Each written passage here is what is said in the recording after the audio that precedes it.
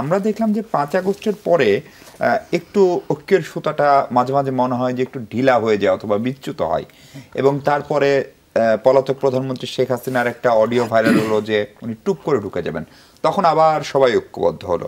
এরকম ছোট ছোট ইস্যু ঘটে, ফলে এই ঐক্য ধরে রাখার জন্য আওয়ামী লীগকে অথবা বিদেশি কোনো শক্তিকে খারাপ কাজ করতে হবে, নাহলে আমরা ঐক্যবদ্ধ থাকতে পারবো না।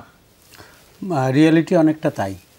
বিশেষ করে গত 100 দিনে আমাদের সেটি মনে হচ্ছে যে শেখ হাসিনা কোনো একটা ষড়যন্ত্রমূলক অডিও বলল অথবা ভারত কোনো একটা উদ্যোগ নিল, এবং তবে ভারতের ব্যাপারটা এবং শেখ হাসিনার ব্যাপারটা দুটি গত 100 দিনে ধারাবাহিকভাবে চলছে। এমন না যে স্পোরাডিক, তারা পরিকল্পিতভাবে প্রতিদিন কিছু না কিছু ঘটাচ্ছে। As you said very rightly, হয়তো এইসব কারণে আমাদের ঐক্যটিকে আরেকবার পুনর্শক্তিতে আমরা দেখতে পেলাম। আজকে যেমনটি দেখতে পেলাম, আজকে প্রধান উপদেষ্টার সাথে সব রাজনৈতিক দলকে দেখতে পেলাম এবং জগন্নাথ বিশ্ববিদ্যালয়ে সব ছাত্র সংগঠনকে দেখতে পেলাম। এবং যেটি দুটি ভালো খবর, একটি হচ্ছে যে রাজনৈতিক দলগুলো জনসভা করারও সিদ্ধান্ত নিয়েছে এবং ছাত্ররা তো তারও আগে সংহতি সপ্তাহ পালন করেছে। দুর্ভাগ্য হচ্ছে যে 5ই আগস্টের পরে আমাদের নিজস্ব হিসাব নিকাশ বেড়ে গেছে। কে আন্দোলনে ভূমিকা রেখেছিলাম, কে নেপথ্যে থেকেছিলাম, কে মাস্টার মাইন্ড, কে কী, এইসব তো। এবং রাজনৈতিক দলগুলো হিসাব কষতে শুরু করেছে যে আলটিমেটলি তো তাদের ক্ষমতায় যেতে হবে, নির্বাচন করে হোক।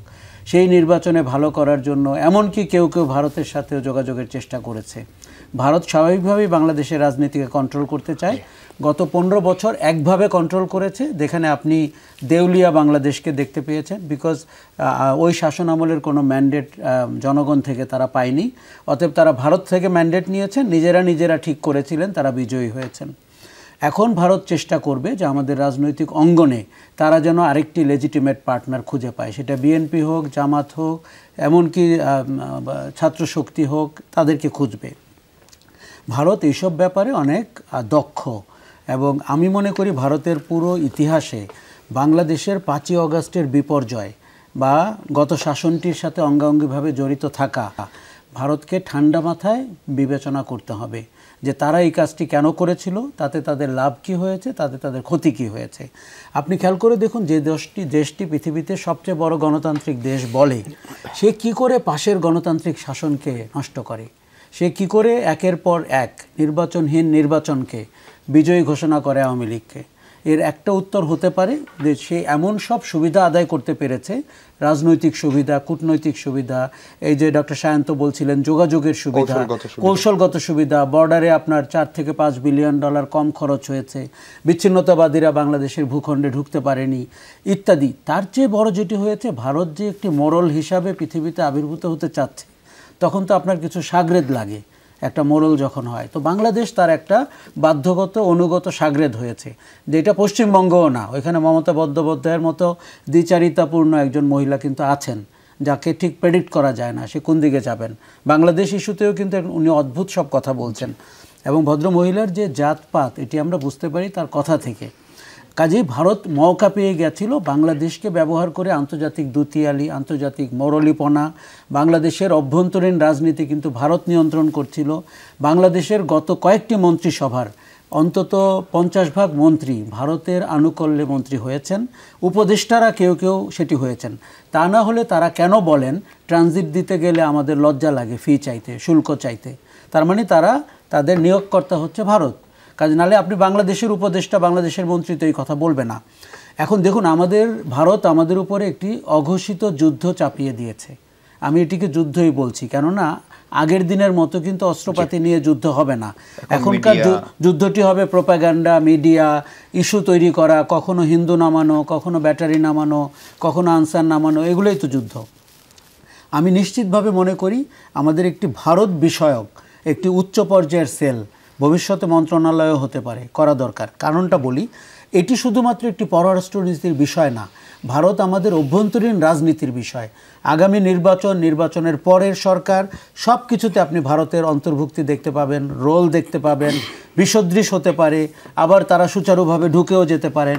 আমরা কোনো বড় দলকে দেখছি যে ক্ষমতায় যাওয়ার জন্য যেই সুরে গান গাইতে হয় সেই সুরে গান গাচ্ছেন, তারা জনগণের ইচ্ছা অনিচ্ছাকে গুরুত্ব দিচ্ছে না। যেমন ভারত কিন্তু 5ই আগস্টের পরে একটা সুযোগ পেয়েছিল, যদিও আমি নিজেই হয়তো প্রতিবাদ করতাম যে 15 বছরের বিচার আচার হওয়ার আগে তারা অন্তত জনমানুষের আকাঙ্ক্ষা বুঝে, অভ্যুত্থানটিকে স্বাগত জানিয়ে, পরিবর্তনটিকে মেনে নিয়ে সেটিকে তার সাথে চলতে চাওয়া।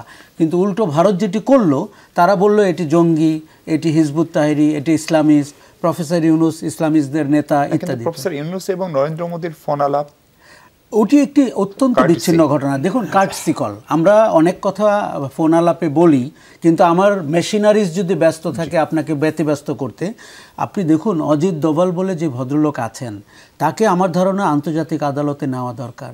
কেননা এই লোকটি শুধুমাত্র বাংলাদেশ না, কানাডাতে কি কাণ্ড ঘটিয়েছে আপনি দেখেন। এবং ভারতের যেই চেহারাটা আমরা কানাডাতে দেখতে পাচ্ছি, আপনি তিনটি খুনের সাথে যুক্ত।